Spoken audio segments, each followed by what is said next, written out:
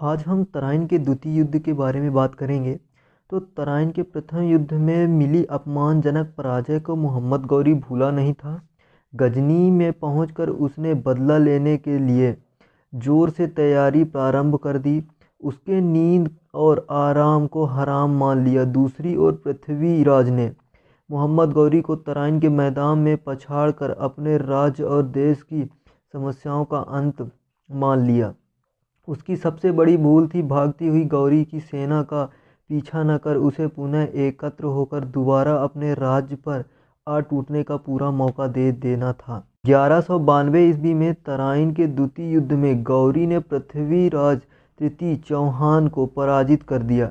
पृथ्वीराज सरस्वती नदी के किनारे पकड़ा गया और उसका सर प्रमुख सहायक गोविंदराज लड़ता हुआ वीरगति को प्राप्त हुआ। खाड़े राय भी, जिसने मोहम्मद गौरी को तराइन के प्रथम युद्ध में घायल किया था, वह मारा गया। स्मिथ महोदय का विचार है कि तराइन के द्वितीय युद्ध में निर्णायक युद्ध कहा जा सकता है, क्योंकि इसमें भारत के मुस्लिम आक्रमण की अंतिम असफलता को सुनिश्चित कर दिया था। बाद में होने वाले प्रचुर आक्रमण दिल्ली के उत्तर ऐतिहासिक मैदान में हिंदू संघ भी भीषण पराजय के परिणाम मात्र थे। पृथ्वीराज की मृत्यु का विषय में अनेक धारणाएं हैं। मिन्हाज उल सिराज के अनुसार पृथ्वी पर अधिकार कर लिया गया और उसे नरक भेज दिया गया।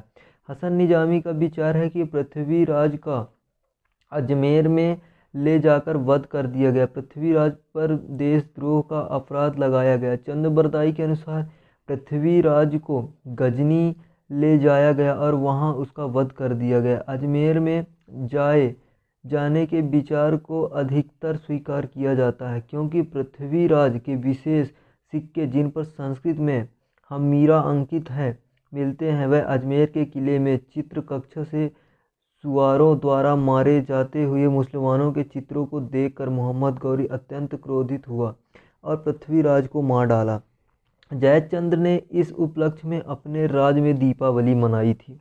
अजमेर का शासन भार मुस्लिम विजेता के लिए तत्काल अपने हाथों में लेना संभव नहीं था। अतः पृथ्वीराज के पुत्र हरिराज को अपने अधीन शासक की भांति कार्य करने के लिए अजमेर की गद्दी पर बिठा दिया गया और हरिराज 1198 ईस्वी तक जीवित रहा।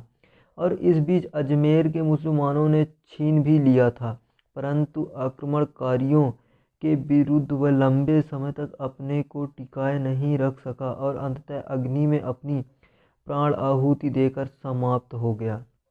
यह रही तराइन के द्वितीय युद्ध के बारे में। Tell me pretty lies, look me in the face, tell me that you love me, even if it's